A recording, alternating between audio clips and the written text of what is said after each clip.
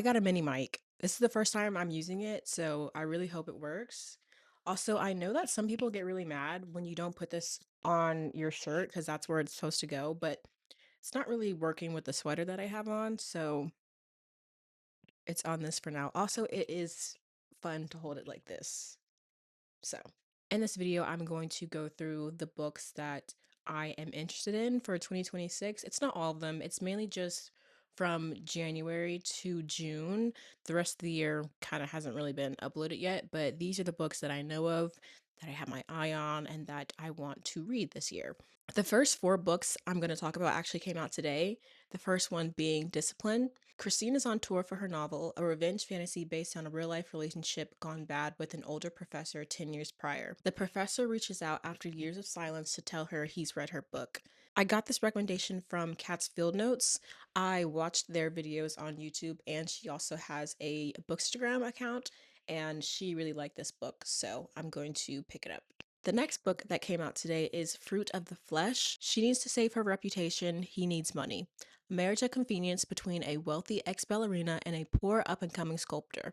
It should be a simple arrangement until it has deadly consequences for both of them. Their shared obsessions draw them into an intoxicating dance of predator and prey, though it's never quite clear who is which. This is supposed to be a dark gothic romance book, and I believe the author said it was a cross between Crimson Peak and The Gilded Age, so that is interesting. Also, the cover got me. There are two covers for this book. I'll put them both on the screen.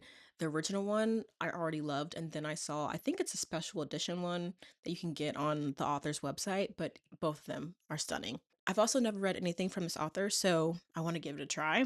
The next book that came out today is Half His Age. It's about a girl named Waldo who forms a connection with her creative writing teacher, a rich character study of a yearning 17-year-old who disregards all obstacles or attempts to overcome them in her effort to be seen, to be desired, to be loved. It's given me a similar vibe to My Dark Vanessa. I read that book a few years ago at this point and I enjoyed it. It was a hard story to get through, but it's kind of given me that sort of vibe. I watched a podcast with Jeanette McCurdy where she talked about this book and how she drew on a lot of her own real life experience to create this character. I did enjoy her memoir when I read it, so I'm interested to see how her writing translates into a fiction book. The last book that came out today is The Future Saints. When record executive Theo meets the Future Saints, they're bombing at a dive bar in their hometown. Theo is struck by Hannah, the group's lead singer, who has gone off script by debuting a whole new sound, replacing their California pop with gut-wrenching rock. The new music is going viral, but Hannah is consumed by grief. The Future Saints' big break is here, if only they can survive it. This book is being marketed for fans that love Daisy Jones and the Six. That's kind of the whole reason I have it on this list. Like every single time they market a book that says, "Oh, people who love Daisy Jones and the Six would love this book. People should pick this up if you like Daisy Jones and the Six." Okay, fine. Oh, okay, fine. I'll do it. I'll do it. It does sound interesting. I'll be reading it. They got me again. The next book I want to read is Where the Wildflowers Grow. When the transport bus taking her to prison careens off the road, killing everyone on board except her, she does what's in her nature. She survives. While searching for a place to hide, Leigh stumbles upon an unexpected sanctuary, a flower farm in rural Alabama tucked away from the world. She meets Jackson, the owner at the farm, who sees through her defenses, offers her small moments of tenderness, and encourages her to face her own tragedies. Leigh starts to heal, but the past isn't so easily buried. This sounds really interesting for a romance book. It also says in the description that there's going to be aspects of a found family, and there is a bit of a mystery because we don't really know why she's being taken to prison in the first place. I'm excited to read that book because I want to figure out what happens. The next book is Sight Unseen. Vita Thorne is dying under a fatal curse and has resigned herself to isolation until she's asked to tutor a young boy named Antares. The last thing Hiram Ellis expected was to be drawn to the fiercely protective, sharp tongued woman helping his son. So, this author previously wrote a fan fiction that I really enjoyed, and based on the description and kind of what I gather on their Instagram page, this isn't a rewrite of that fan fiction. Like, it's not published reworked fan fiction. It's just taking some of the elements and then putting it into a different story.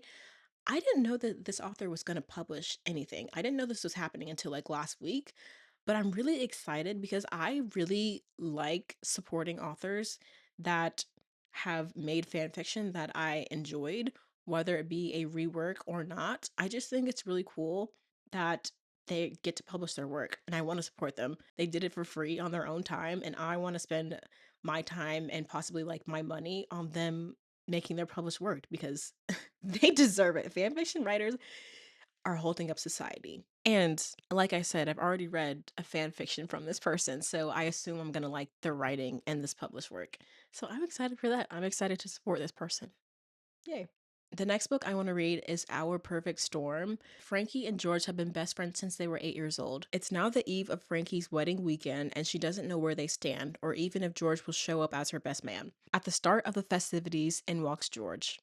For one glorious evening surrounded by her loved ones, Frankie's life is finally perfect. But it all comes crashing down when her fiance dumps her the next morning, leaving only a note as an explanation. Frankie returns to her family home to wallow, but George has different ideas and a plan to heal Frankie's broken heart. My expectations for this book are high because I loved One Golden Summer, so I really hope they meet each other. I have faith. The last book I'm excited for is The Misconnection. Sasha Cruz knows types. As a booked and busy casting agent, she's always casting. What she doesn't do, however, are relationships. Too much energy, not enough time, men find her intimidating, and she likes it that way. But when she's seated next to a mysterious, broodingly handsome Italian man on the way to a work trip in Paris, sparks fly. But they miss the chance to exchange contact information. Now convinced that she's lost out on her soulmate, she is on a manhunt to find Seat F. Tia Williams is now like an auto read author for me, so I will be picking this up and I'm excited because I haven't really read a book with misconnection like this. I don't think I have. Not quite like this, I don't think. So, I'm looking out for that one. There will probably be more books thrown in there that I'm just not aware of at the moment. But these are the ones that I'm looking forward to right now. I hope you enjoyed this video. And if you did, please give it a thumbs up. And if you want, you can subscribe. And if you feel like commenting, let me know if there's a book that you're excited for that's coming out soon.